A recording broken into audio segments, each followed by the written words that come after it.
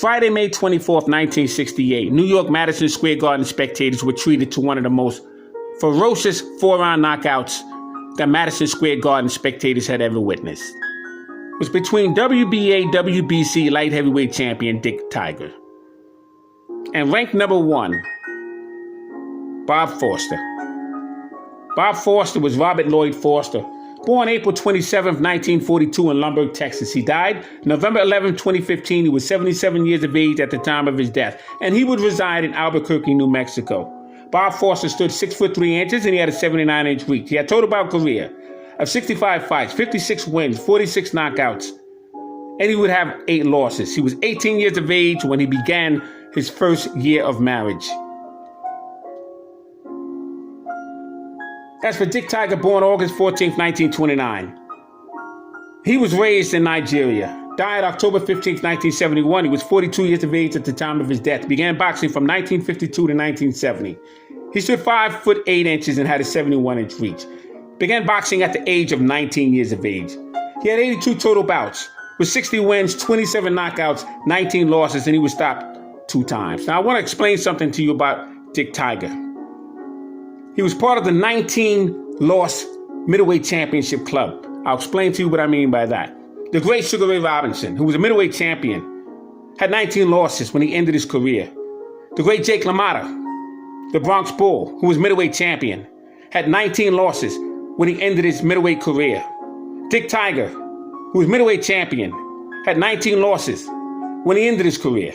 Now, although he ended it at the light heavyweight level, but he was a middleweight champion. And there were other middleweight champions who also had 19 losses. But these 2 men would get it on. May 24th, 1968. Now, the thing with Dick Tiger, he would perform his last bout July 15th, 1970. And he would become a security guard at the Museum of Metropolitan Modern Arts. He won his first 9 professional fights before he lost the first time. He lost his fight on Saturday, October 20th, 1962. 1962 was a very popular year. Unfortunately, you would have the death of Benny Kid Paret when he fought Emil Griffith.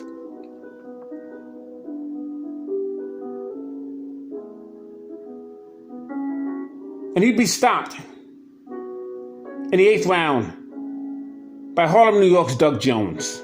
Now, Doug Jones was a spoiler because Cassius Marcellus Clay, who would become Muhammad Ali, had predicted to knock out Doug Jones.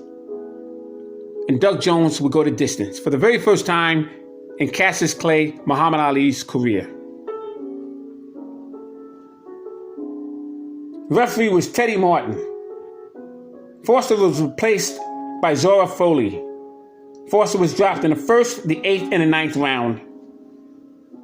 But that wouldn't deter Bob Foster's dreams. Friday, July 10th, 1964, Foster would face Ernie Terrell.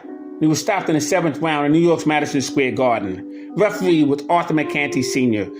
December 6, 1965, he'd be in the ring with Zora Foley at the Municipal Auditorium in New Orleans. Referee was Herman Dutruck. And it'd be a 10-round unanimous loss for Bob Foster. So now Bob Foster had lost to Zora Foley, Ernie Terrell, and Doug Jones. Muhammad Ali had defeated all 3 of those men. Just as a side note.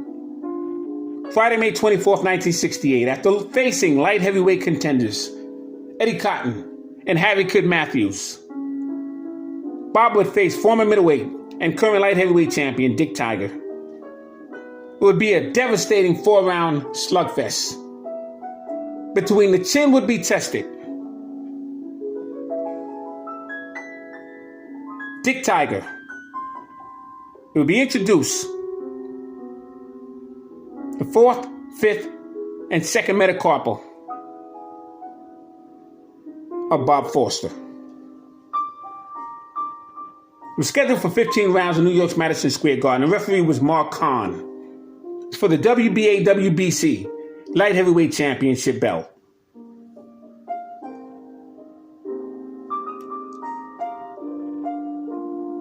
Now, the thing with Dick Tiger, he was in the ring with Rory Calhoun twice.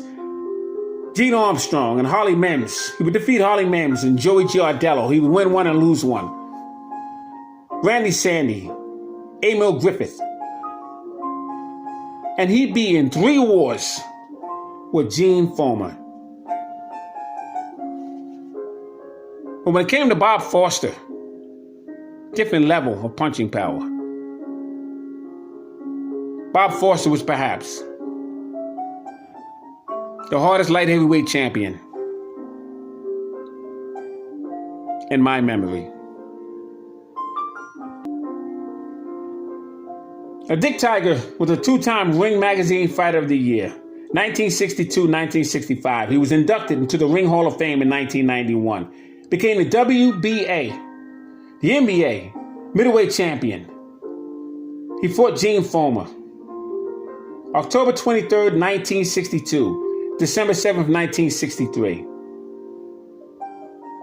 was a WBA middleweight champion. Bob Foster weighed 173 pounds. Dick Tiger, 168 pounds. May 24th, 1968, New York's Madison Square Garden. It was Dick Tiger's 3rd title defense. And he would carry the WBA/WBC light heavyweight championship. He was 7-5 odds. It'd be 11,547 spectators. Bob Foster would be paid $79,200. Dick Tiger, $100,000.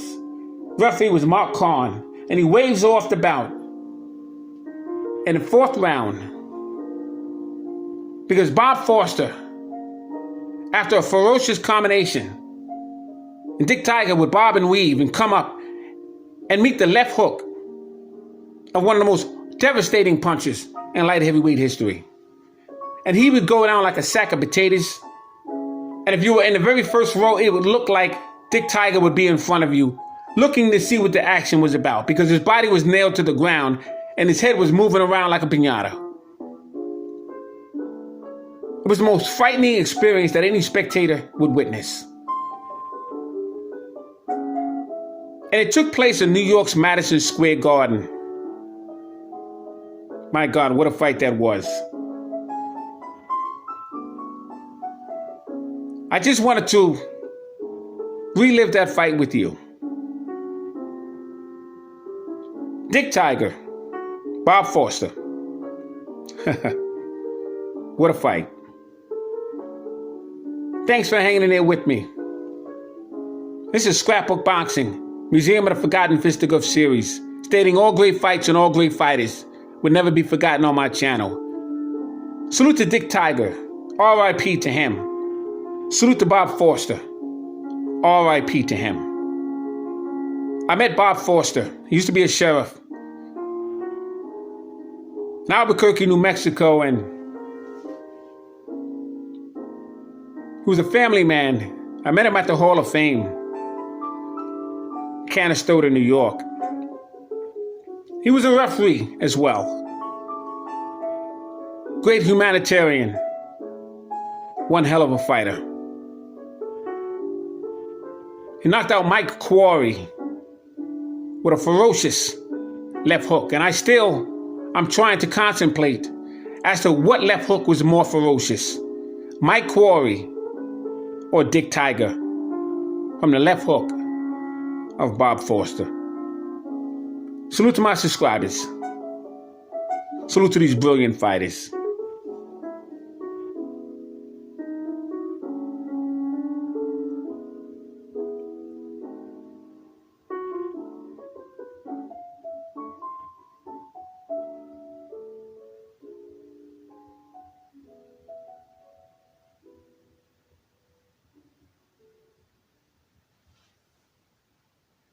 Round 4 at the New Madison Square Garden. Light heavyweight championship bout. Dick Tiger on the left. Bob Foster, the taller of the two. The referee, Mark Kahn. Tiger took the first 2 rounds, and then Foster started to come on. Foster's long reach, long height, sharp, jolting jab are making him a tough customer now. He's hitting harder with the jab. And he is still slipping. They scraped the shoes of Foster between rounds. Let's see if it keeps him floating. Now that jab is starting to work on Tiger.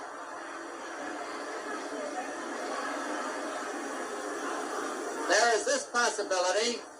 Tiger, fighting a man almost 8 inches taller, could very well hit below the belt unintentionally and cost himself. No sweat that time.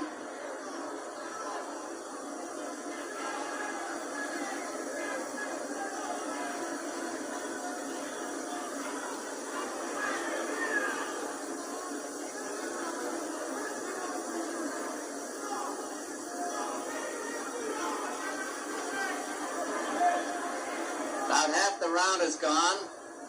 Both men are perspiring so freely, they're making the ring surface very wet, and consequently both are starting to slip now.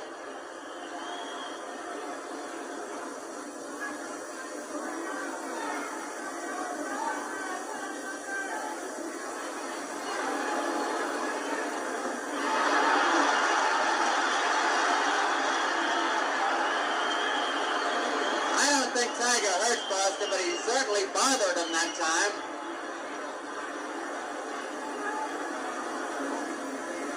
A minute to go in the round.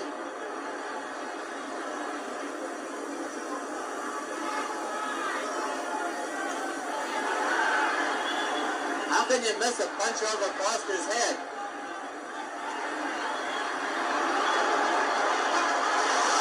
Tiger is down!